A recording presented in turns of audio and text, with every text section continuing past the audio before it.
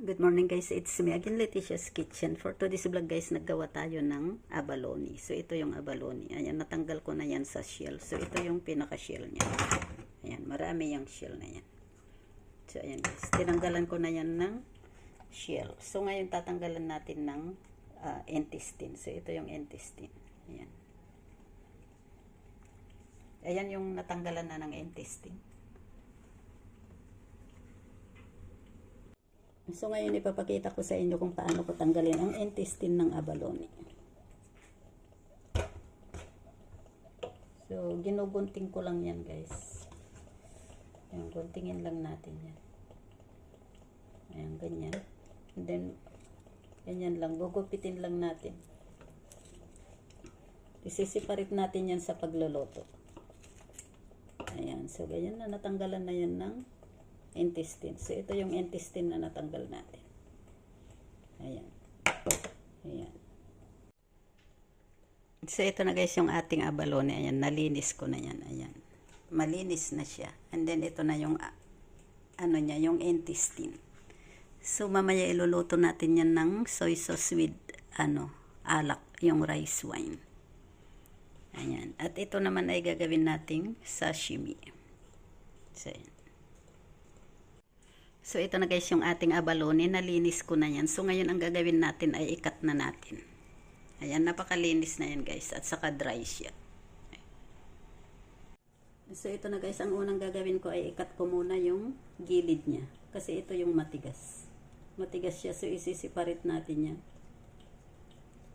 Ayan. Ganyan. Ito yung matigas. Kaya isiparit natin na ikat.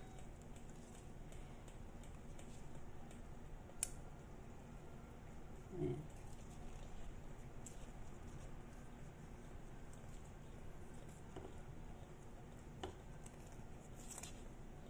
Ayan. Kasi matigas siya. And then, ikat lang natin yan ng dalawa, kalahati. Ayan. Ganyan lang guys.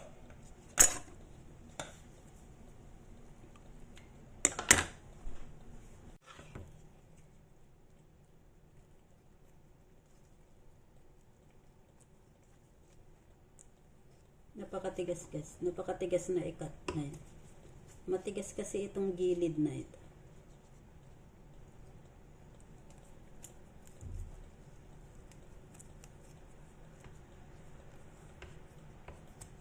Wow, matigas. So ngayon guys, mag-slice na natin. I-slice na natin yung ating abalone. Ayan. Yung gagawin nating sashimi. Ganyan. Ganyan kalalaki guys. Ayan.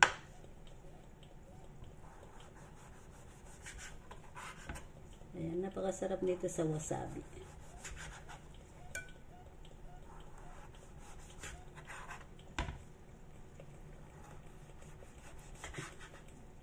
So, ayan na yung isa natin.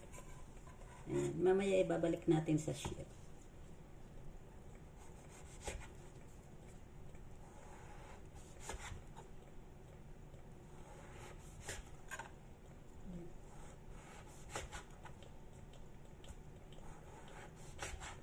Wow, ang ganda.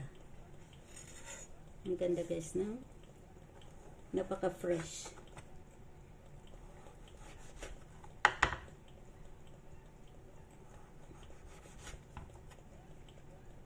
Ayan, napakaingay yung ko, yung mayroon akong dyan, scallop. Ay no, lobster, maingay yung lobster. So, ayan na guys.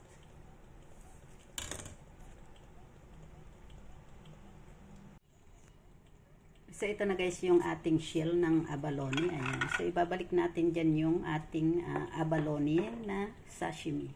So, ang una natin ilagay muna natin yung yung kinat natin kanina na laman. And then, ibalik na natin dyan yung abalone sashimi. So, ito yung abalone sashimi. Ayan. Ayan, para maganda ang kanyang presentasyon sa ating kainan. So, ayan guys. Ilagay lang natin yan.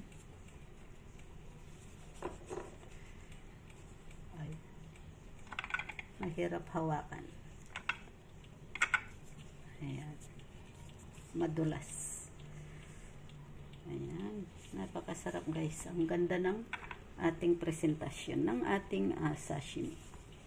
So ito yung ating abalone sashimi. So mamaya maglalagay tayo dyan ng wasabi. Yung ating wasabi sauce para sa ating sashimi. Masarap ito sa wasabi. Wasabi with soy sauce. Yung Japanese soy sauce ang gamit ko. Ayan, ang ganda guys.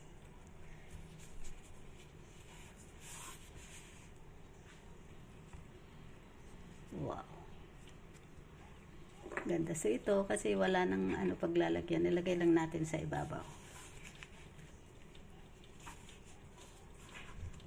Wow, ang ganda ng ating presentasyon. And then yung wasabi mamaya.